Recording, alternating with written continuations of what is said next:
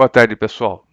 Espero que vocês estejam bem, né? Que os familiares de vocês estejam bem, né? E hoje a gente vai estudar um pouquinho de distribuições de probabilidades.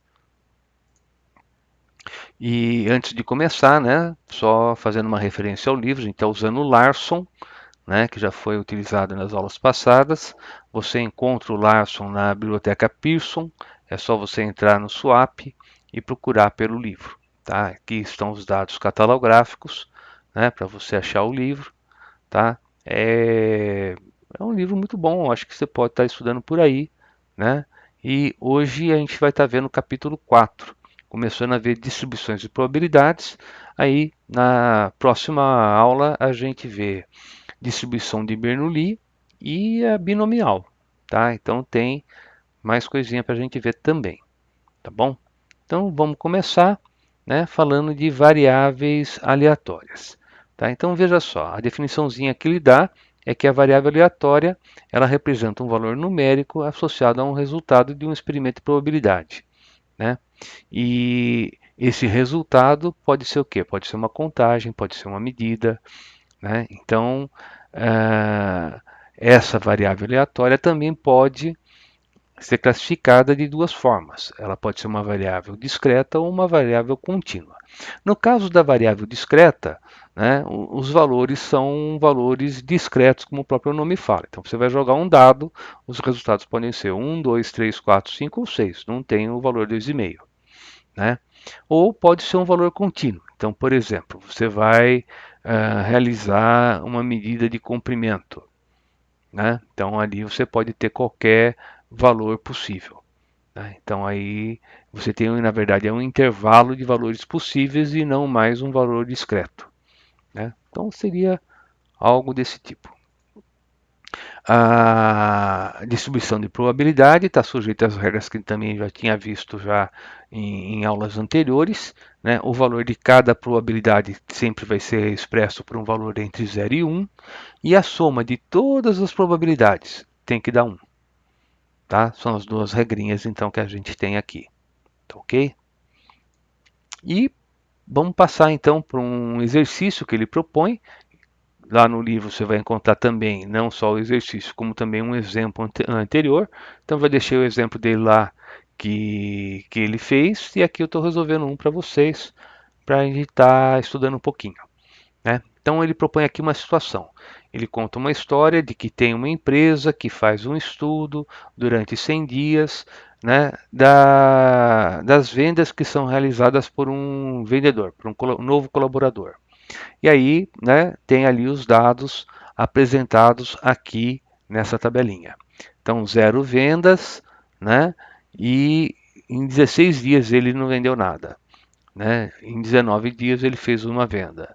Em 15 dias ele fez duas. E assim por diante. Né? Então, aí ele pergunta, qual é a probabilidade de cada resultado? Qual a probabilidade dele não vender nada, a probabilidade dele vender, fazer uma venda só, de fazer duas e assim por diante. Tá?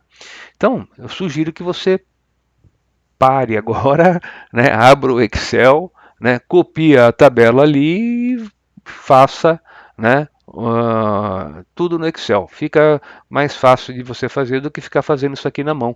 Né? Então vamos lá. Então, olha, eu peguei também, fui para o Excel, montei aqui uma tabelinha. Né? Então, 0 vendas em 16 dias, uma venda em 19, duas vendas em 15 dias e assim por diante. Tá? Bem, eu sei que a soma, né, que eu tenho ali de dias, tá, é igual a 100. Ele mesmo colocou isso no próprio enunciado. Né?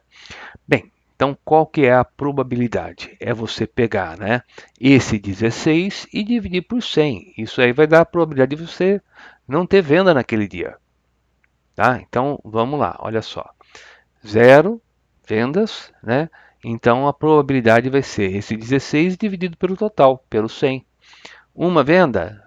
Bem, isso aí aconteceu 19 dias. Então, vou supor que vai ser 19 dividido por 100, 0,19. E assim por diante.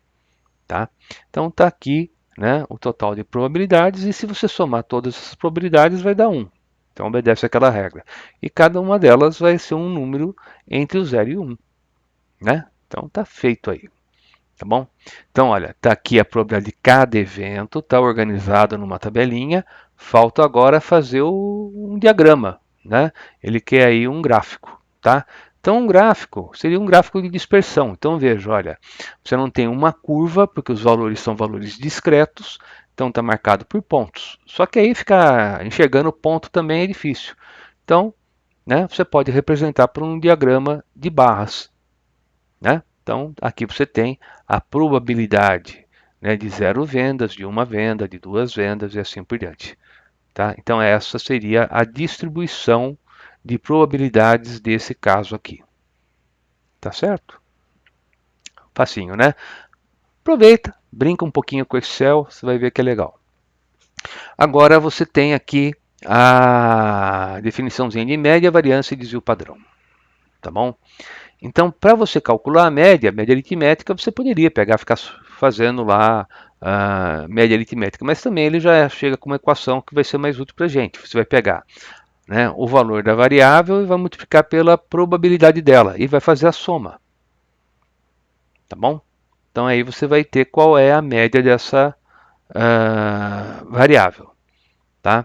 E, né, o desvio padrão para você ter, porque a média dá uma medida de centro. Para você ter uma medida de dispersão, ou você olha para a variância ou você olha para o desvio padrão. Né? Então, para você ter a dispersão, você pode calcular a variância. E variância, como é que era mesmo? Né? Você pega a medida menos a média. Tá? E agora você vai pegar, bem, medida menos média elevado ao quadrado. Agora você vai pegar e vai multiplicar isso pela probabilidade. Tá? E aí você vai fazer a soma. Tá? Então tá aqui, ó, é a soma de média menos de medida menos média, tudo elevado ao quadrado, vezes a probabilidade. Só que aí, né, tem aquela história. Por exemplo, você tinha feito lá no curso de Física 1, te media o diâmetro de uma moeda. Né? Então você calculava a média e você ia calcular a variância. Né? Só que diâmetro se media, por exemplo, em milímetro. A variância está em milímetro quadrado. Né? Aí fica numa dimensão diferente da média. Então, para voltar a ter a mesma dimensão, você faz o quê? Você tira a raiz quadrada. Aí, então, tirando a raiz quadrada da variância, você passa a ter o quê? O desvio padrão. Então, desvio padrão, né, é simplesmente o quê? Né, a raiz quadrada, né, da variância. Tá bom? Inclusive aqui eu acho que está errado, hein? Aqui deve ser só desvio, não é desvio quadrado. Então, tira esse quadrado que está aqui, ó. Tá? Isso aqui acho que não está certo lá no livro do Larson, não. É só o sigma, é desvio padrão. Tá? Sigma ao quadrado, sim, que é variância. Beleza? Então vamos voltar para o exemplo anterior, né? Que ele contava lá a historinha do cara que era vendedor, que foi estudado o caso dele por 100 dias, né? E aí ele pede para você fazer o seguinte procedimento. Então, aqui eu estou copiando a história do exercício 2, e aí nesse exercício 5 ele pede aqui, ó, encontre a média da distribuição de probabilidade que você fez no exercício 2, tá? Então ele quer agora a média. Então vamos lá, né? O que a gente faz? Você vai pegar, né? Você tem aqui a probabilidade, que a gente tinha calculado no item anterior. Você tem aqui o valor da variável. Então, você vai multiplicar valor da variável vezes probabilidade. Então, 0 vezes 0,16, 0. 1 vezes 0,19, 0,19. 2 vezes 0,15, 0,30. Né? E aí você soma tudo. Então, você vai achar o quê? 2,6. O que é 2,6? Né? Quer dizer que o valor mais provável de você ter de vendas é 2,6. Obviamente, né, o vendedor o faz ou uma venda, ou duas vendas, ou três vendas. 2,6 ele não vai fazer nunca. Né? Então eu diria que os valores mais prováveis vão ser o quê? 2,6 está mais para o 3 do que para o 2. Então eu diria, ó, 3. Né? Tá legal? Então vamos voltar, inclusive, olhar aqui no nosso gráficozinho, né? Quer dizer, o valor do 2,6 estaria por aqui, ó, tá? É o valor mais provável. É uma posição de centro, não é isso? Não é uma medida de centro? Veja, ó, aqui você tem a distribuição, né? E a gente está falando que o valor médio está por aqui, tá? Então vamos continuar. Então esse aí já foi feito, né? Então agora, de novo, ele volta aqui no exemplo, né, do exercício 2 e pede agora a variância e o desvio padrão. Então aqui são os dados do exercício 2, aqui está o exercício 6, ó, nessa parte. Tá? Encontre a variância e o desvio padrão. Tá bom? Então vamos lá, vamos pegar aqui a nossa tabelinha, né? E aí, o que você tem? Olha, você tem aqui a variável aleatória, tinha frequência, já podia ter apagado isso aí que a gente não está mais usando. Aqui você tem a probabilidade, né, que é o valor que você tem aqui de frequência dividido pela soma, né? Aqui você tem o produto, que é o valor da variável vezes a sua probabilidade. Você somou todo mundo, achou a média. Para você calcular a variância, olha só qual é a expressão. É o valor da medida menos o valor da média. Então você pega esse valor menos esse, eleva ao quadrado, então não vai ter número negativo, e multiplica pela probabilidade. Tá? Então você pega aqui, ó, esse zero, né, menos 2,6 eleva ao quadrado e multiplica por 0,16, dá esse 1,08. Depois você pega esse 1 menos o 2,6 eleva ao quadrado e multiplica por 0,19, vai dar esse 0,48. Pega esse 2 menos o 2,6 eleva ao quadrado, né, e dá 0,05. Né? Depois você vai pegar o quadrado, né, de 3 menos o 2,6 e vai multiplicar pela probabilidade e vai dar o 0,3, 0,03 que está aqui. Feito tudo isso, soma todo mundo. Somou e encontrou a variância. Tá? Então isso é a variância. Então agora você tem uma medida de dispersão. Tá? E tirando a raiz quadrada desse 3,7, né, você vai chegar aqui, ó, 3,7 é quase 4, raiz de quase 4 é quase 2, né, 1,9 que está ali. Né?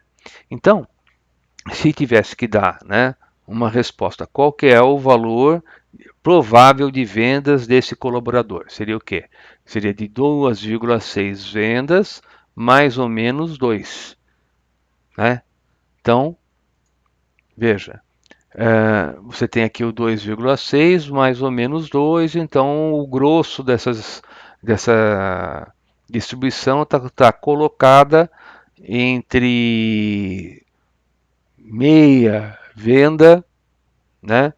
E aí no caso, vamos colocar aí, seria 4,6.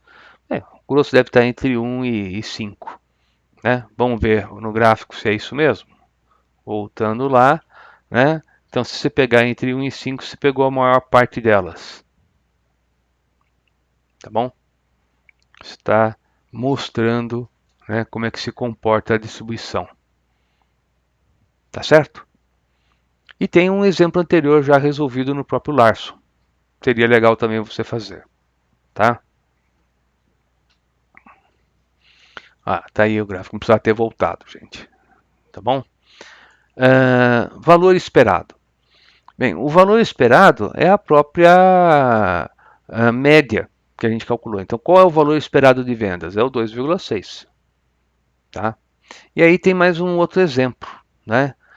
Em um sorteio, né, de 1.500 bilhetes são vendidos a duas unidades monetárias cada, para prêmios de 500, 250, 150 e 75 unidades monetárias. Você compra um bilhete. Qual o valor esperado do seu lucro? Então aí vamos ver, né? Lucro, você já gastou 2, então você tem que tirar, né, do valor do prêmio. Então você não ganhou nada, gastou 2, então você perdeu 2. Seu lucro foi um lucro negativo. Tá?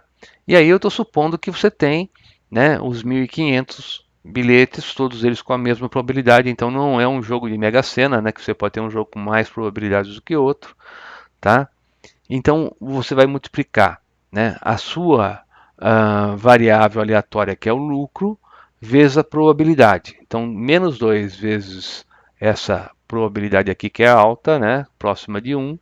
Né? Depois você tem aqui o 498, que é quando você ganha os 500, vezes a probabilidade dele, que é baixa. Tá? E assim por diante. somou todo mundo e encontrou então, né, menos 1,35. Então, ao jogar nessa loteria, né, o seu lucro esperado é de menos 1,35 unidades monetárias. Tá? Isso é o resultado. Né? Fico imaginando quanto deve ser, então, no caso da Mega Sena, né? Porque a probabilidade é extremamente baixa. Mas vamos continuar. Agora só para ter uma ideia, né, de variância. Então ele não pediu a variância, estou fazendo aqui de curioso, né? Então agora eu teria que pegar o quê? Eu teria que pegar, né, o valor da, da medida menos esse valor aqui e elevar ao quadrado e multiplicar pela probabilidade. Então veja, eu teria aqui essa distribuição, tá? Esses resultados. Somo todo mundo, eu tenho a variância. Né? E aqui eu vou ter o desvio padrão. Então, qual que é o resultado provável? Né? Seria de 1,35, né? Mais ou menos 15. Então, né, aí nessa dispersão pode entrar aí a sua sorte. Tá legal?